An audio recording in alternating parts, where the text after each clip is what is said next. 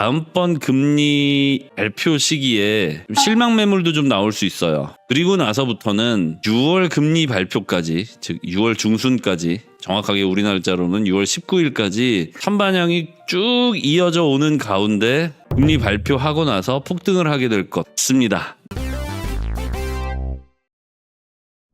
네, 안녕하십니까. 부자 형님 누님들 반갑습니다. 말씀드렸다시피 수렴 구간에 들어왔고요. 수렴 구간 상단도 하단도 아직 도달을 하지 못했습니다. 기존 박스권의 상단과 하단이 현재 박스권에 이렇게 겹쳐져 있어요. 이 교차점은 저항이 좀 심할 것으로 보이고요. 아무래도 기존에 물려 계시던 분들이 나 평단 왔어 하면서 팔아버릴 수 있는 그런 저항점이기 때문에 아무래도 상단보다 조금 못 미치는 곳에서 지금 연속 이틀째 환물 ETF를 통한 하락 견인이 이어져 오고 있습니다. 일단 저점은 최근 들어서 꾸준히 반등을 향해 가고 있고요. 다만 아직까지 쌍바닥 또는 박스권 하단 또는 볼린저 밴드 하단을 터치하지 못했기 때문에 갑작스럽게 낙관론을 가지기에는 조금 시기상조다. 다만 다들 알고 계시다시피 지금 차트만으로는 현재 시장을 읽어내기가 어렵습니다. 트럼프 형님의 계속되는 관세 협박 또는 블러핑, 또 그에 뒤따르는 물가와 고용 이런 변수들까지 시장을 괴롭히고 있고요. 그 와중에 관망세는 점점 늘어가고 있고, 또한 관세로 인한 공포가 좀 형성이 되면서 매도세가 조금씩 더 증가하고 있어요. 물론 최고조에 이르는 시기는 이미 지난 바 있고요. 지금 현재는 거래량이 원래는 더 차츰차츰 줄어서 바닥에 붙어 있을 때 시세가 아마도 땅바닥 즈음 또는 볼펜 하단 즈음 또는 상승 추세선 하단 즈음까지 자연스럽게 터치하고 이후 꽤 오랜 동안의 횡보를 지속하다가 마지막에 이런 식으로 베어 트랩을 만들고 상승하는 게 일반적인 패턴인데, 지금 오히려 매도세가 조금씩 더 증가하고 있습니다.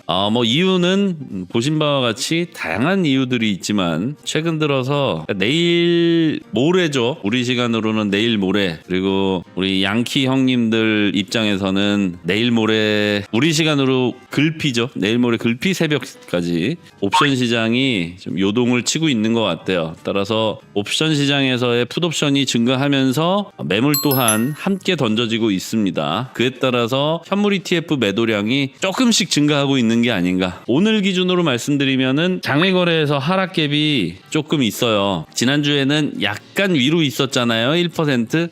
그런데 여기 보이시죠? 이 주황색 라인. 거의 직전 저점과 지난주 종가 가운데쯤에 머물고 있습니다. 따라서 오늘 장세 또한 그리 기대해 볼만 하지는 않다. 다만 지금 시세상으로 보자면 현물 ETF상의 하락갭이 대부분 반영이 되어 있는 상황이기 때문에 지금부터 걱정하실 필요는 없고요. 다만 오늘 장세도 크게 기대할 수는 없다.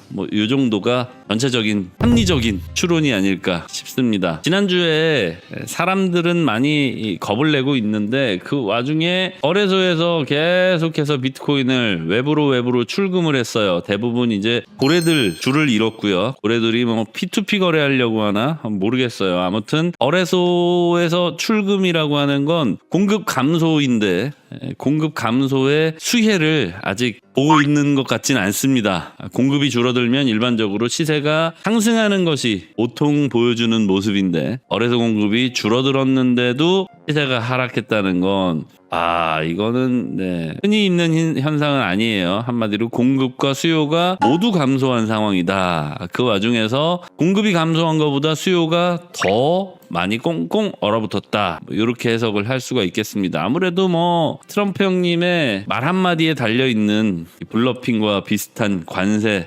물가와 고용 모든 것들이 투자 심리를 조금 얼어붙게 만들고 있는 것 같습니다. 그 와중에 좋은 소식도 하나 있어요. 계속해서 조정이 이뤄지고 있는 가운데 12만 달러 그리고 30만 달러에 베팅하는 콜옵션이 계속해서 증가하고 있습니다. 물론 단숨에 12만 30만 달러에 도달하기는 매물대 저항으로 보나 현물 ETF의 현 상황으로 보나 어려워 보입니다만은 대부분이 6월 달에 좀 몰려 있는 것 같아요. 아직 4월이 되진 않았지만 4월, 5월보다는 6월 달 옵션이 좀 늘어나고 있다는 건 아마도 제가 예전에도 말씀드렸듯이 6월에는 금리를 인하하게 되지 않을까.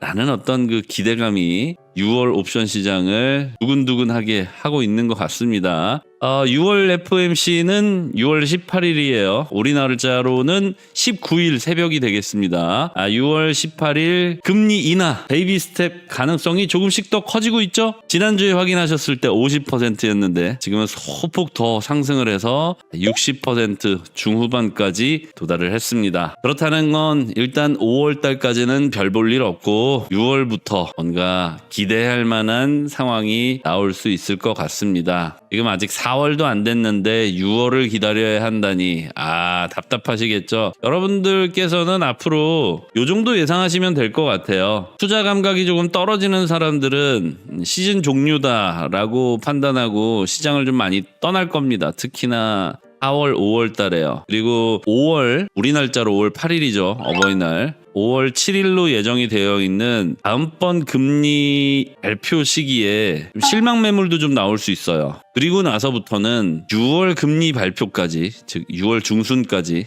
정확하게 우리 날짜로는 6월 19일까지 선반영이 쭉 이어져 오는 가운데 금리 발표하고 나서 폭등을 하게 될 것 같습니다. 이게 이제 제 머릿속에 있는 시나리오예요. 뭐 이대로만 움직인다라는 확신은 할 수 없습니다만은 대략적으로 어떤 그 거시경제의 인덱스들을 토대로 우리가 이렇게 좀 예측을 해보는 거죠. 이 예측을 통해서 우리는 4월 달에 또는 5월 달에 좀 한두 달 내에 이 약세를 끝낼 것이다, 또는 한두 달 내에 폭등을 할 것이다라는 조급함에서 조금 벗어날 수가 있겠죠. 우리가 투자를 할 때 가장 먼저 알아야 되는 건 이게 단거리 경주인지 중장거리 경주인지 마라톤인지를 먼저 인식을 하고 있어야 됩니다. 그래야 페이스 조절이 가능하고 그래야만 내 컨디션에 걸맞는 성적을 낼 수 있겠죠.